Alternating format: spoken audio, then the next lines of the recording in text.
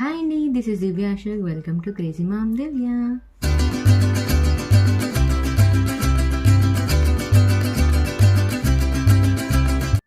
నేను నా labour and delivery story share చేస్తున్నానండి. ఆల్రెడీ పార్ట్ 1 అప్లోడ్ చేశాను. ఒకవేళ చూడని వాళ్ళు ఉంటే చూడండి. వీడియో లెంత్ ఎక్కువైపోతుందని పార్ట్ 2కి షిఫ్ట్ చేశాను అనమాట. So let's start the video. Last వీడియోలో నా డెలివరీ వరకు చెప్పాను కదండి. నా డెలివరీ అయిపోయింది. ఇంకా పాప అని తెలిసి చాలా హ్యాపీ ఫీల్ అయ్యాం. అండ్ పాపనైతే బయటికి తీసుకెళ్ళిపోయారు. నన్నైతే అక్కడనే ఉంచుతారనమాట. అబ్జర్వేషన్లో పెడతారు కొద్దిసేపు. ఇప్పుడు 1 hour అయినాక ఇక కూర్చొని అట్లనే ఉండి 1 hour అయినాక వచ్చి చెక్ చేసి ఇంకో టెన్షన్ పెట్టేసినారు. ఏంటి అంటే బ్లడ్ క్లాట్ అయింది అని చెప్పి. అంటే లోపల ఉన్న బ్లడ్ వెళ్ళలేదంటే నాకు కొంచెం క్లాట్ అయింది. కడుపు మీద ఇట్లా పట్టుకొని చూస్తే ఇట్లా గట్టిగా తాకుతుంది. అరే అత్తమ్మ, ఇట్లా మా అత్తమ్మకి చెప్పింది, ఇట్లా గట్టిగా తాకుతుంది అత్తమ్మ అంటే అట్లనే ఉంటుంది. ఇప్పుడు అయింది కదా, కడుపు చాలా నొప్పి లేస్తుంది అనమాట. కడుపు నొప్పి లేస్తుంది, పిసికినట్టు. ఎట్లా అంటే పెయిన్స్ వచ్చినప్పుడు నొస్తుంది కదా, అట్లనే నొప్పి లేస్తుంది అనమాట.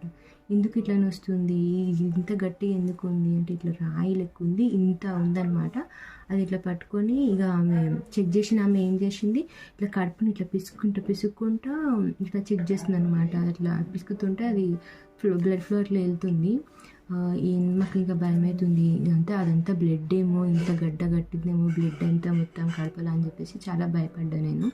ఇంకా 1 hour అట్లనే ఉంచినారు. ఇక చూస్తున్నాం కడుపు నొప్పి చాలా వేస్తుంది. ఎందుకు అట్లా అవుతుంది ఏంటి అని వాళ్ళు ఇంకొక ఆమె వచ్చి చెక్ చేసింది. నాకు స్టిచెస్ చేసినామని మళ్ళీ వచ్చింది. నాకు తెలుసు నేనే స్టిచెస్ చేసినా, ఏం కాదు అని చెప్పేసి మళ్ళీ ఆమె నా కడుపుని పెట్టుకొని ఆ గడ్డం పెట్టుకొని మొత్తం పిసికి ఇట్లా మళ్ళీ చెక్ చేసింది. చాలా పెయిన్ ఉంటుంది అట్లా చేసినప్పుడు. అండ్ తర్వాత ఇది ఏంటిది ఇట్లా గట్టి ఎందుకు ఉంది అని అడిగాను అనమాట. నాకు భయమే. అడిగితే మా అత్తమ్మ కూడా అడిగితే అది గర్భసంచి ఇప్పుడు ఎంత గట్టిగా ఉంది అంటే ఇప్పుడే కదా ఎంత అయింది, డెలివరీ అయినప్పుడు అట్నే ఉంటుంది, కొంచెం టైం పడుతుంది కదా మెత్తబడడానికి అని అన్నది. ఓకే, సో గర్భసంచి అనుకున్నగా నాకు ఇంకా డౌటే ఉండే ఏమైందో ఏమో అని చెప్పి. సో అబ్జర్వేషన్లో పెట్టినప్పుడు నాకు కడుపులో బ్లడ్ క్లాట్ అయింది అని వాళ్ళు చూశారు. సో బ్లడ్ క్లాట్ అయింది, అది మొత్తం క్లియర్గా వెళ్ళిపోవాలన్నమాట. అట్లా వెళ్ళలేదు నాకు. సో లోపలనే క్లాట్ అయిపోయేసరికి మళ్ళీ వేరే ఇంజెక్షన్ ఇచ్చినారు, నడుముకి ఇచ్చినారు, మళ్ళీ వేరే గ్లూకోజ్ పెట్టినారు. దాంట్లో కూడా ఏమో ఇంజెక్షన్స్ ఇచ్చినారు బ్లడ్ ఫ్రీగా ఫ్లో అవ్వడానికి. అండ్ ఊరికే చెక్ చేసినారు అనమాట. అలా పెయిన్ ఉండే అండ్ స్టమక్ పెయిన్ చాలా ఉండే అండి. అది ఎట్లా అంటే లేబర్ పెయిన్స్ లాగానే ఉండే. రోజంతా అట్లనే ఉండే అనమాట. ఈవినింగ్ వరకు ఉండే. అసలు వాళ్ళు తీసుకెళ్తారా నాకు మధ్యాహ్నం 12:09కి డెలివరీ అయిందని చెప్పినారు కదా, పాప పుట్టిందని చెప్పి. అండ్ ఈవినింగ్ వరకు నన్ను అక్కడనే ఉంచినారు. ఆల్మోస్ట్ 5 o'clockకి ఇంకా అప్పుడు చెక్ చేసి ఏం లేదని చెప్పి ఇంకా వార్డ్కి షిఫ్ట్ చేసినారు. 5కి వెళ్ళిన అనమాట. మధ్యలో పాపని తీసుకొచ్చినారు. మా పాపని క్లియర్గా చూడలే అని చెప్పినాను కదా అప్పుడు. తర్వాత మా అత్తమ్మ తీసుకొచ్చి చూపెట్టింది. అండ్ పాలు పట్టమని చెప్పినారు వాళ్ళు.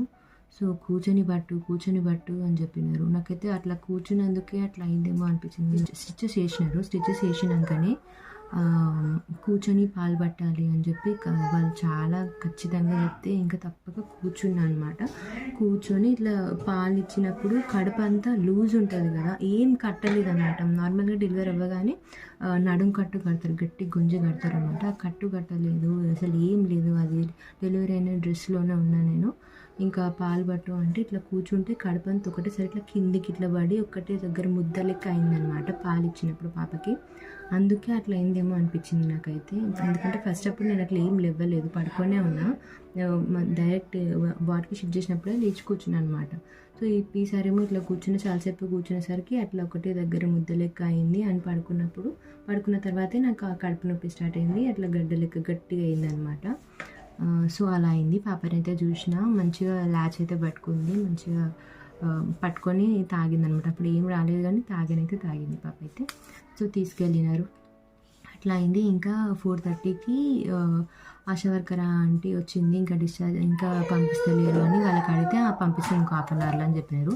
సో అట్లనే చూసి ఇంకా వార్డ్కి షిఫ్ట్ చేసినాక కొంచెం రిలాక్స్ అయినా, అమ్మాయి ఏం లేదనమాట, ప్రాబ్లమ్ షిఫ్ట్ చేసినారు కదా అనుకున్నా. కానీ ఆ కడుపు నొప్పి అయితే చాలా ఉండే. నైట్ ఆ రోజు సివియర్ ఉండే అనమాట. కడుపు నొప్పి. అందరికి ఉందా అంటే ఒక్కొక్క కేసు ఒక్కొక్కలాగా, కొంతమందికి ఉంది, కొంతమందికి స్టిచెస్ దగ్గర పెయిన్ ఉంది. అట్లా వాళ్ళు మాకు ట్యాబ్లెట్స్ కూడా ఏమి ఇవ్వలేదు ఆ రోజు. నైట్ అంతా ఉత్తిగానే ఉన్నా.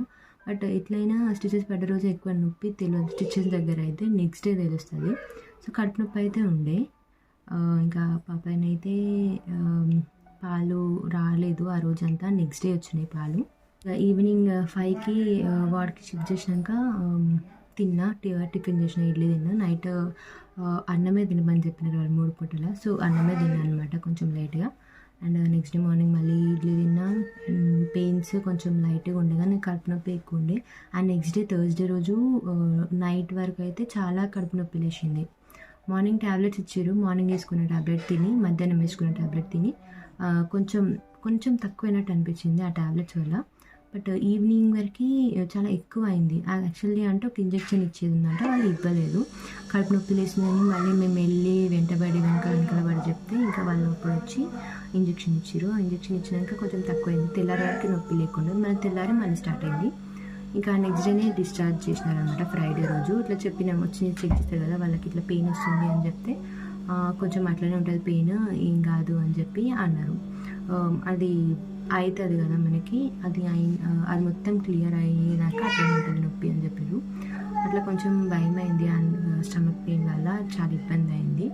అంతేకాని ఇంకా ఓకే, స్టిచెస్ అంతే నార్మల్. ఇంకా ఫ్రైడే రోజు డిశ్చార్జ్ చేసేస్తే ఇంటికి వచ్చేసాను. ఇంకా ఫ్రైడే రోజు ఇంటికి వచ్చేసాను కదండి. నేను నా ఫస్ట్ అప్పుడు కూడా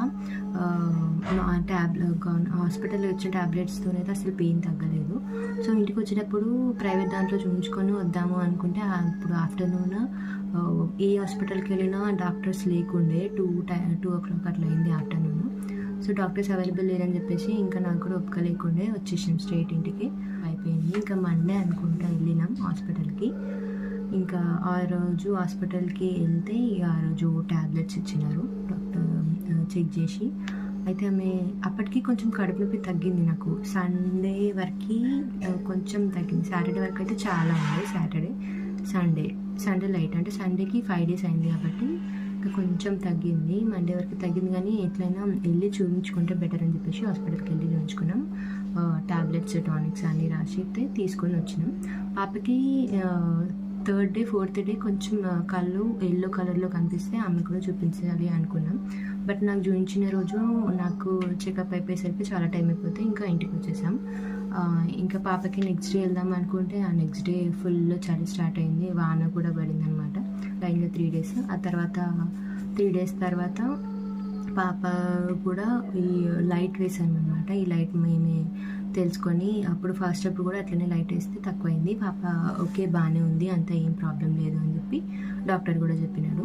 బలానికి టానిక్స్ రాస్తే వాడుతున్నాను. సో ఇంకా హాస్పిటల్కి వెళ్ళి ఆ ట్యాబ్లెట్స్ వాడినప్పటి నుంచి నాకు కూడా కొంచెం కంట్రోల్ అయింది. డే 9 వరకు కొంచెం లేచి నడిచి కొంచెం ఫ్రీగా నడిచేయగలిగేంత ఉందన్నమాట. 10 days. ఈరోజు 15 days అనమాట. చాలా కంఫర్టబుల్గా కూర్చొని మాట్లాడగలుగుతున్నాను నేను.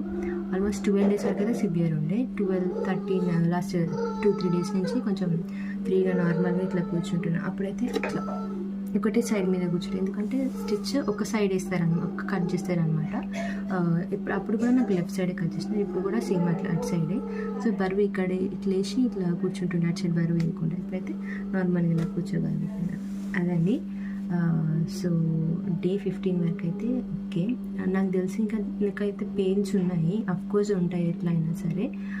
ఎందుకంటే ఈ ఏరియా అనేది గాలి అట్లా ఎక్కువ వెళ్ళదు కదా, గాలికి ఎక్స్పోజ్ అయ్యే ఏరియా అయితే తొందరగా కుట్లు మానే ఛాన్సెస్ ఉన్నాయి. కానీ ఇప్పుడు ఇట్లా కాబట్టి అండ్ ఇంకా ఓకే తడి అవుతుంటుంది మనకి అవుతుంది కాబట్టి ఆ తడి కూడా ఉంటుంది. సో టైం పడుతుంది. మ్యాక్సిమం ఇంకొక 10 daysలో కొంచెం స్టిచెస్ కూడా తగ్గిపోతాయని ఎక్స్పెక్ట్ చేస్తాను నేనైతే. ఈ పెయిన్ కూడా ఉండకుండా నార్మల్ అయిపోతాయని అనుకుంటున్నాను. సో అదండి నా delivery and labour story. So hope మీకు హెల్ప్ఫుల్ అనిపించిందని అనుకుంటున్నాను. అలాగైతే మాత్రం సారీ, బట్ నాకు ఏంటంటే ఎవ్రీ చిన్నది కూడా షేర్ చేయాలి అని అనుకున్నాను అనమాట. ఒక పాయింట్ కాకపోతే ఒక పాయింట్ అయినా మీకు హెల్ప్ఫుల్ అవుతుంది, తెలుసుకోవాలి. తెలియని వాళ్ళు చాలామంది ఉంటారు కదా, సో వాళ్ళ కోసం ఇట్లా క్లియర్గా చెప్పాను. సో వీడియో కరెక్ట్గా చూసినందుకు thank you so much. Please support చేయండి నన్ను ఇలాగే. ఇంకా మంచి మంచి వీడియోస్ మీకు హెల్ప్ఫుల్ అయ్యే వీడియోస్ తీసి అప్లోడ్ చేయడానికి ట్రై చేస్తాను. వీడియో నచ్చితే లైక్ చేయండి, అవసరమైన వాళ్ళకి షేర్ చేయండి, ఎలా అనిపించిందో కమెంట్ చేయండి. అండ్ ప్లీజ్ సబ్స్క్రైబ్ చేసుకోకపోతే సబ్స్క్రైబ్ చేసుకోండి ఛానల్ని. Thank you so much. Thanks for watching. Bye.